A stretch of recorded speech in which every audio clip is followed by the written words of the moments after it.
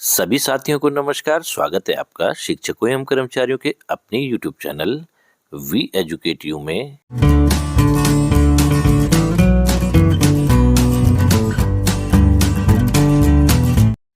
देश की वित्त मंत्री श्रीमती निर्मला सीतारमण जी के द्वारा बजट 2025 को पेश कर दिया गया है और इस बजट के अंतर्गत जो टैक्स पेयर्स हैं उनके लिए राहत भरी खबर यह है कि वित्तीय वर्ष 2025-26 के लिए अर्थात असेसमेंट ईयर 2026-27 के लिए जो न्यू टैक्स रिजीम है उसके स्लैब्स में कुछ परिवर्तन किए गए हैं और इन परिवर्तनों के कारण जो टैक्स पेयर्स हैं उनको थोड़ी राहत मिल सकती है। तो आज की वीडियो में हम स्टेप बाय स्टेप ये पूरी जानकारी आपको देने का प्रयास करेंगे कि जो वित्तीय वर्ष करंट में चल रहा है 2024-25 का, उसमें न्यू टैक्स रिजीम में क्या टैक्स स्लैब हैं और जो 2025-26 वित्तीय वर्ष के लिए टैक्स स्लैब होगा वो किस प्रकार से होगा, जो कि आज के बजट में पेश किया गया है।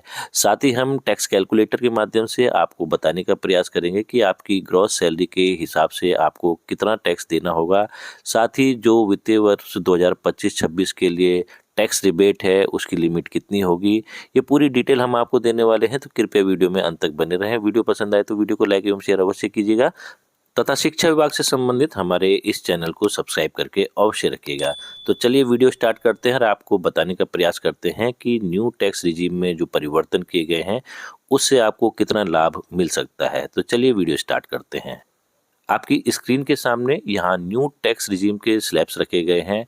इसमें दो प्रकार के स्लैब्स हैं जो कि करंट में इस समय फाइनेंशियल ईयर चल रहा है 2024-25, उसमें क्या टैक्स स्लैब है और इसी के साथ साथ जो कि आज के बजट में अनाउंसमेंट कर दिया गया है 2025 बजट में फाइनेंशियल ईयर 2025-26 यानी असेसमेंट ईयर 2026-27 के लिए क्या टैक्स स्लैब्स रहने वाले हैं, यहाँ पर ये दिखाया गया है। तो यहाँ पर आप देख सकते हैं कि जो फाइनेंशियल ईयर 2024-25 जिसका आजकल आप कैलकुलेशन भी कर रहे होंगे इसके अकॉर्डिंग अपने इनकम टैक्स का, उसके हिसाब से यहाँ पर आपको क्या टैक्स स्लैब दिए गए थे। 0 से 3 लाख पर यहाँ पर आपको नील टैक्स देना होता था। 3 लाख से 7 लाख की राशि पे आपको 5%, 7 लाख से 10 लाख की राशि पे 10%, 10 से 12 लाख की राशि पे 15%, 12 लाख से 15 लाख की जो आपकी ग्रॉस इनकम है उसमें 20% और जो 15 लाख से ऊपर की टैक्सेबल इनकम है उसमें आपको 30% देना होता था और टैक्स रिबेट आपको मिलती थी अंडर सेक्शन 87A के तहत 25,000 रुपये की, जो वर्तमान में इस समय चल रही है। यहाँ पर 7 लाख रुपए तक की जो आपकी टैक्सेबल इनकम है उसमें आपको टैक्स नील देना होता था। अब यहाँ पर जो अनाउंसमेंट किया गया है उसके अकॉर्डिंग हम देख लेते हैं कि टैक्स स्लैब क्या रहने वाले हैं। 0 से 4 लाख तक नील, पहले 0 से 3 लाख था लेकिन अब ये 0 से 4 लाख हो गया है। 4 लाख से 8 लाख तक 5%, 8 लाख से 12 लाख के बीच में 10%, 12 लाख से 16 लाख के बीच में जो आपकी टैक्सेबल इनकम है उसमें 15% का टैक्स, 16 लाख से 20 लाख की जो बीच की इनकम है उसमें 20% और 20 लाख से 24 लाख की इनकम पे आपको 25% टैक्स देना होगा था और 24 लाख से जो ऊपर की राशि है आपकी टैक्सेबल इनकम है उसमें आपको 30% टैक्स देना होगा।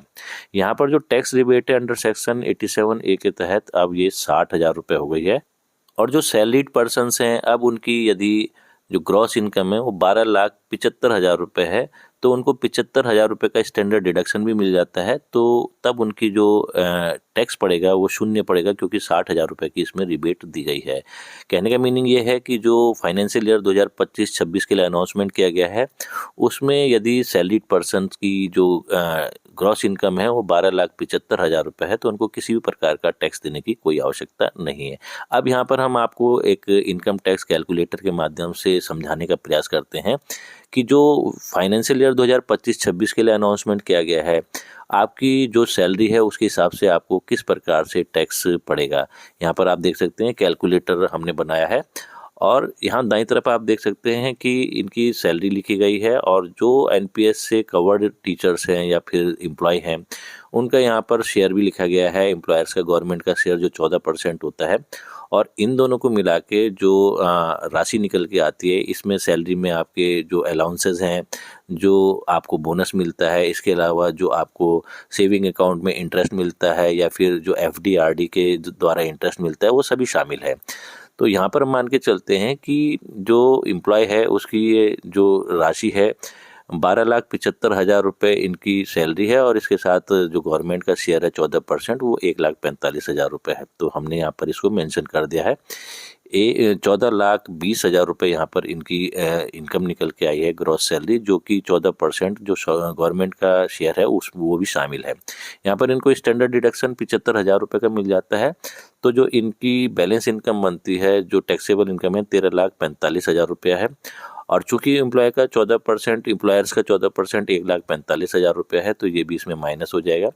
तो ये जो बैलेंस इनकम है, जो टैक्सेबल इनकम है, वो 12 लाख रुपए आ जाती है। अब यहाँ पर होम लोन में इंटरेस्ट के मामले में यदि लेट आउट आपने प्रॉपर्टी कर रखी है तो तब आपको उसके इंटरेस्ट पे छूट मिलती है, लेकिन जो प्रॉपर्टी लेट आउट कर रखी है उसके किराए को भी आपको अपनी ग्रॉस इनकम में दिखाना होता है। यहाँ पर हम मान के चलते हैं कि ये शून्य है, तो इस प्रकार से जो टैक्सेबल इनकम निकलती है वो 12 लाख रुपए निकलती है। अब यहाँ पर जो कैलकुलेटर होता है उसकी सहायता से हम इसको आसानी से कैलकुलेट कर सकते हैं। 0 से 4 लाख पर नील है, 4 लाख से 8 लाख के बीच की राशि पर, यानी कि 4 लाख का 5% निकाल देंगे तो 20,000 रुपये आ जाता है। 8 लाख से 12 लाख की राशि पर 10% है, जो कि 4 लाख रुपये होता है। 8 से 12 के बीच की राशि, तो ये 40,000 रुपये आ जाता है इसका 10%।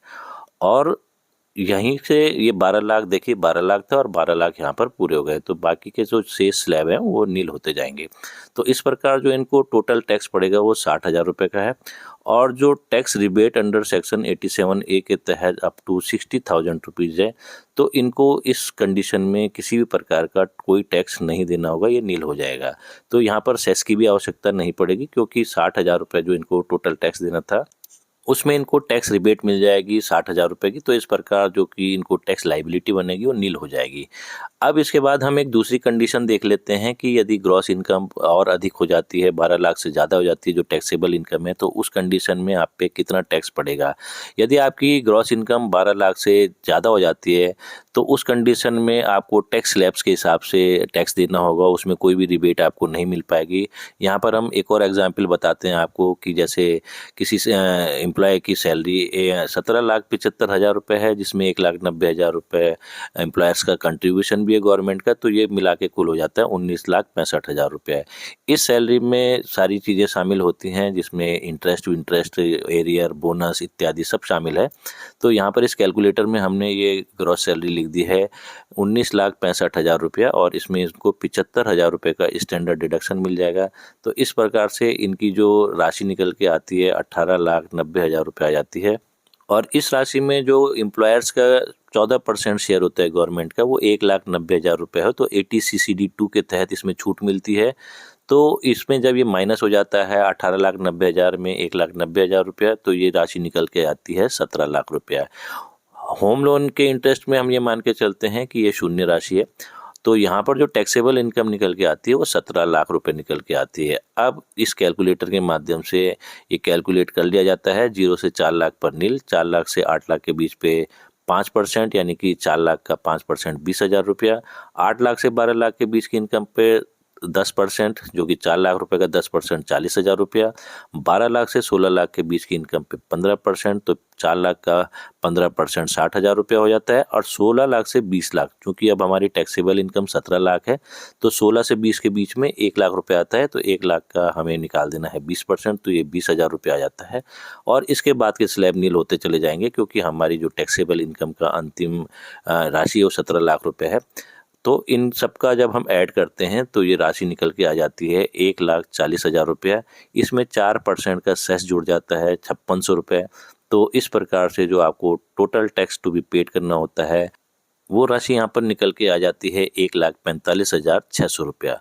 तो इस प्रकार इस कैलकुलेटर के माध्यम से जो फाइनेंशियल ईयर 2025-26 यानी असेसमेंट ईयर 2026-27 के लिए बजट में अनाउंसमेंट किया गया है, तो आप अपनी ग्रॉस इनकम के माध्यम से पता लगा सकते हैं कि आपको कितना टैक्स आपकी लाइबिलिटी बन रही है। और इसके साथ साथ आपको यह भी बताना चाहेंगे कि ओल्ड टैक्स रिजीम में किसी भी प्रकार का कोई परिवर्तन नहीं किया गया है। तो आप एक बार कंपैरिजन अवश्य कर ले अपनी ग्रॉस सैलरी के हिसाब से। यदि आपकी सेविंग्स है तो ओल्ड टैक्स रिजीम में पहले आप कंपैरिजन करें, फिर उसके बाद इस न्यू टैक्स रिजीम में भी कंपैरिजन करके आप डिसाइड करें कि आप न्यू टैक्स रिजीम की ओर जाना चाहते हैं या ओल्ड टैक्स रिजीम की। साथ ही साथ जब 8th पे कमीशन लागू हो जाएगा तो आपकी सैलरी में भी बढ़ोतरी हो जाएगी, और उस बढ़ोतरी वाली सैलरी के हिसाब से क्या ये न्यू टैक्स रिजीम में जो परिवर्तन किया गया है वो आपके लिए सूटेबल होगा कि नहीं होगा, ये आगे देखने वाली बात होगी। तो आज की वीडियो में इतना ही। नेक्स्ट वीडियो में हम आपको मार्जिनल रिलीफ के बारे में भी बताएंगे कि न्यू टैक्स रिजिम में जो ये परिवर्तन फाइनेंशियल ईयर 2025-26 के लिए किया गया है उसमें मार्जिनल रिलीफ की लिमिट क्या हो जाएगी।